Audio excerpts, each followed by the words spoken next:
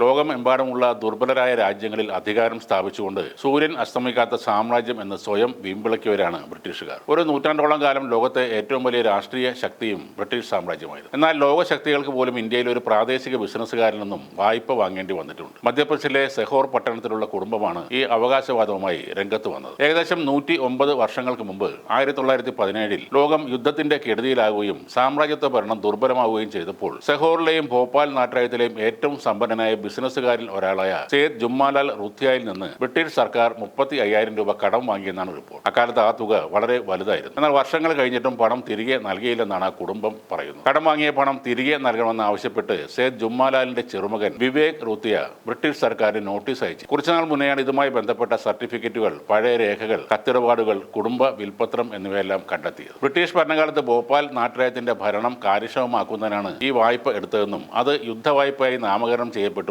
ഈ രേഖകൾ പറയുന്നു. വായ്പ നീട്ടിക്കൊടുത്ത ഏകദേശം 20 വർഷത്തിന് ശേഷം 1937 സെയ്ദ് ജുമ്മാലാൽ അന്തരിച്ചു. കുടുംബം പറയുന്നതനുസരിച്ച് ഈ വിഷയം പരിഹരിക്കപ്പെടാതെ തുടർന്നിരുന്നു. ക്രമേണ ഇത് എല്ലാവരും മറന്നുപോയി. 1917 35,000 രൂപ എന്നത് ഇപ്പോൾ നിസ്സാര തുകയായി തോന്നിയേക്കാമെന്നും എന്നാൽ ഇന്നത്തെ അതിന്റെ മൂല്യം പലിശയും ചേർത്ത് നോക്കുമ്പോൾ കോടിക്കണക്കിന് രൂപ വരുമെന്നാണ് റൂത്തിയ പറയുന്നത്. ഇപ്പോൾ ബ്രിട്ടീഷ് ഭരണകൂടത്തിന് നൽകിയ വായ്പ പലിശ സഹിതം തിരികെ വേണമെന്ന ആവശ്യമായി രംഗത്തെത്തിയ മധ്യപ്രദേശിലെ കുടുംബത്തിന് UK നിന്നും മറുപടി കിട്ടിയിരിക്കുകയാണ്. വായ്പ തിരികെ ആവശ്യപ്പെട്ടുകൊണ്ടുള്ള റൂത്തിയ കുടുംബത്തിന്റെ ആവശ്യത്തോട് UKയുടെ ഡെപ്റ്റ് മാനേജ്മെന്റ് ഓഫീസാണ് പ്രതികരിച്ചതെന്നാണ് റിപ്പോർട്ടുകൾ പറയുന്നത്. ഈ വായ്പയുമായി ബന്ധപ്പെട്ട യഥാർത്ഥ രേഖകൾ ഹാജരാക്കണമെന്ന് UK ഡെപ്റ്റ് മാനേജ്മെന്റ് ഓഫീസ് കുടുംബത്തോട് ആവശ്യപ്പെട്ടെന്ന് കുടുംബം അവകാശപ്പെടുന്നു. ഇതോടെ 109 വർഷം പഴക്കമുള്ള അവകാശവാദത്തിന്റെ രേഖാപരമായ പരിശോധനയ്ക്ക് വഴിതുറക്കുകയാണ്. അന്നത്തെ ഭോപ്പാൽ പൊളിറ്റിക്കൽ ഏജന്റ് WS ഡേവിസിന്റെ ഒപ്പുള്ള രേഖകളും കുടുംബം പുറത്തുവിട്ടിരുന്നു. റൂത്തിയ കുടുംബത്തിന് ഇത് പണത്തിന്റെ മാത്രം പ്രശ്നമല്ലെന്നും ചരിത്രപരമായ ഉത്തരവാദിത്തത്തിന്റെയും നീതിയുടെയും വിഷയമാണെന്നും വിവേക് റുത്തിയ പറയും. സ്വാതന്ത്ര്യത്തിന് മുമ്പ് സെഹോർ, ഭോപ്പാൽ നാട്ടുരാജ്യങ്ങളിലെ ഏറ്റവും പ്രമുഖരും സമ്പന്നരുമായിരുന്നു റൂത്തിയ കുടുംബം. ഭരണപരമായ സ്വാധീനത്തിനും സാമ്പത്തിക ശക്തിക്കും പേരുകേട്ടവർ വിശാലമായ ഭൂമിയും സ്വത്തും കൈവശം വെച്ചിരുന്നു. സെഹോർ, ഇൻഡോർ, ഭോപ്പാൽ എന്നിവിടങ്ങളിൽ കുടുംബത്തിന് ഇപ്പോഴും ഭൂമിയുണ്ട്. കൃഷി കൂടാതെ ഹോസ്പിറ്റാലിറ്റി,